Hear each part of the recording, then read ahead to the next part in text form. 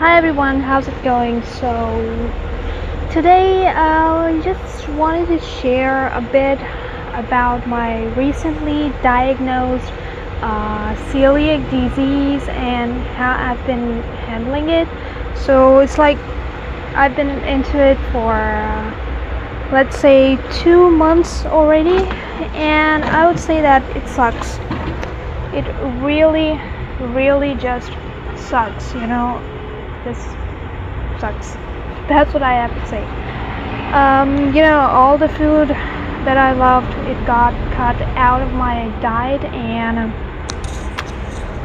it's just that I'm kind of trying to get used to the new diet, but it's still difficult because there's just not those kind of things anymore in my diet which I used to love.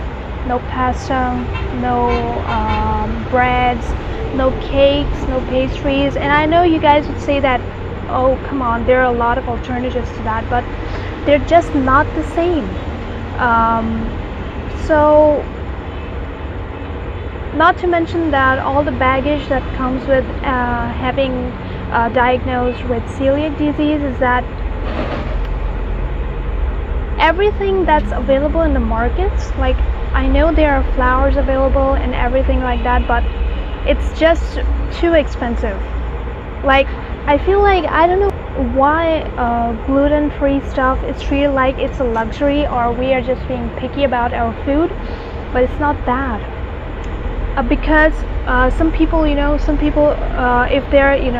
if they have got money and all that, then they can easily, shift the diet from regular diet to a gluten-free diet. But there are a lot of people, belonging to different kind of families. Some people can afford and some people can't afford, and those, in between. So there are a lot of different kind of difficulties when you have to suddenly switch from your wheat-based diet to entirely gluten-free diet. So right now you can see all the rice that's just loaded into this kitchen.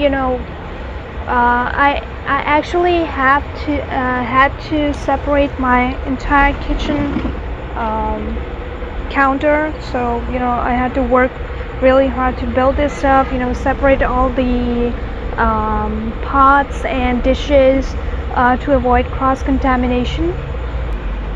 And it was so easy to just work there like everyone else, because that used to be the simple kitchen, and I had to build a whole new kitchen just to regularly cook for myself. And for my personal experience, I would say that it's not going so good, because most of the time I'm mostly hungry. Even though I eat rice, even though I try to make stir fries and vegetables and eggs and chicken, it just doesn't hit like how bread used to, or how you could just make a burger and easily eat that. Noodles and pasta were like my most favorite things, like instant noodles and all that. And now it's like I can just remember all those things as, I don't know, bittersweet memories, I can say. And the markets are still full of all that stuff, but it's just that I can no longer eat that. So the worst part has been, I guess it's not even the diet change, but it's the psychological hit that you take that comes with gluten-free diet. Because it actually took me decades to get diagnosed. Because before, it was just that I used to have a bad stomach almost my whole childhood, and it was just treated like, yeah, it's just stomach sensitivity, don't eat harsh stuff, or just eat yogurt and bananas and so on. Even doctors didn't have any kind of diagnosis, or they just didn't want to think about that it's gluten related issue. They just dealt it like it's inflammation or something like that. So 2 months ago I got diagnosed, and suddenly the doctor tells me, you're not gonna be able to eat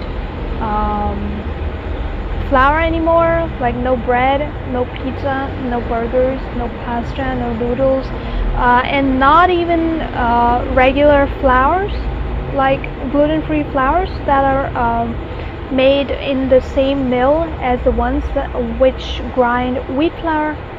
So I was like, so what the hell am I even supposed to eat then? He just said that rice and just things that are totally untouched by wheat. And I'm like, okay.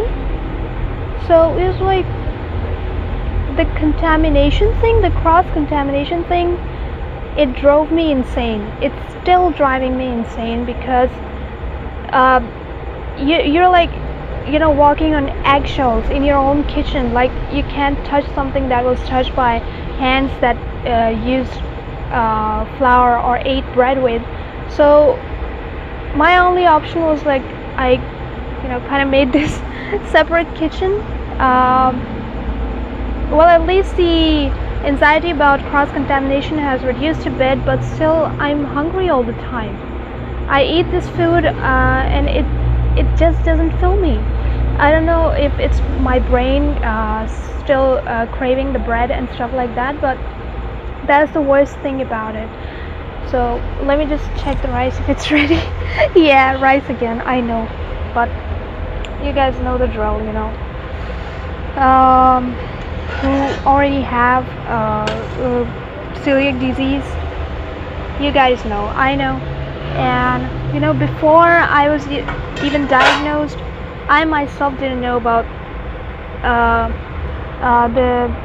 the struggle of the people who go through celiac disease. So the rice looks cooked, and I'm just gonna finally fill a plate and get something to eat.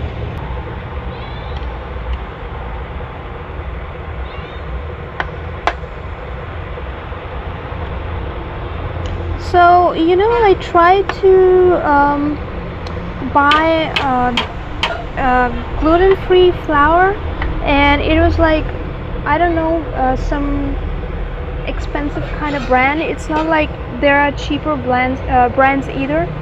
It's just that almost everything that's gluten-free is just bound to be expensive. And if you're on like a tight budget, then all you have to eat is rice, like a prisoner. But at least today I made some very nice curry with it. So let's just pour it on top of our rice so I can finally eat. I'm starving right now.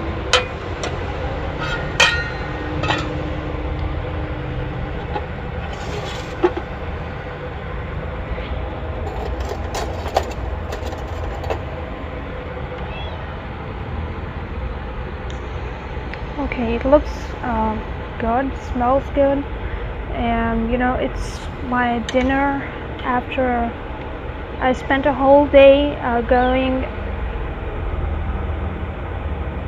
I heard a kitten. I guess there's a kitten on the roof or something. Okay, so I spent half the day running around looking for a flour mill. There's a kitten. Oh, let me show you guys. Look at that. Some stray, I guess. And then there's this demon as well. Demon cat. Like, she never leaves me alone, and she meows hell of a lot. Too much. Okay, so back to meal. Yeah, so as I was whining, today I went to buy a flour mill, and it was like, first of all, flour mills, the hand grinding version where you just go like this and you make the flour with your desired grain. So it wasn't even available in the market, and I had to walk around like for an hour or so just to find a shop that said that yes, we have those mills. And then when I asked for the price, it was like maybe a foot big meal, and he said that it costs 8,000 rupees. 8,000 for a piece of rock. And then later when I went to another shop, when I went to another shop, he said 20,000. And I'm like, dude, you just said that it's not even used anymore, so we're actually doing you a favor buying a piece of junk from you, right? And it's still so much expensive. Oh, wow. Look at that.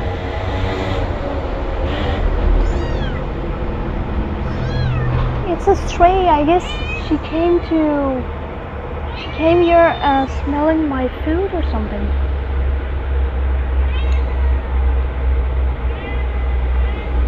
Yeah, so back to whining. So like I said, that it's just a piece of rock and they have just carved it a bit, and it's still so much costly. I don't know why everything associated with gluten-free label is just so costly for no reason, sometimes I believe.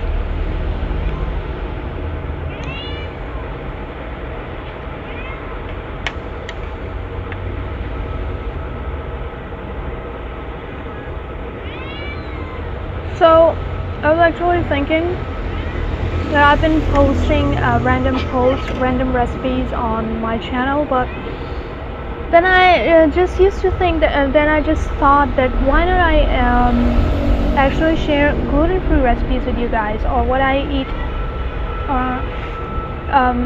so that other people who have just been diagnosed or who have already been diagnosed but just don't know how to eat with no gluten in their food.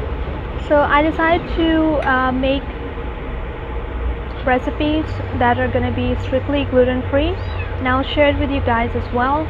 And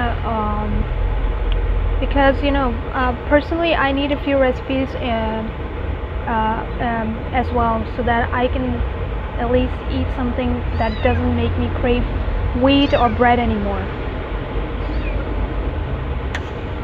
So that was all for today, and just wanted to share a bit how I've been feeling after being diagnosed with celiac disease for like 2 months ago.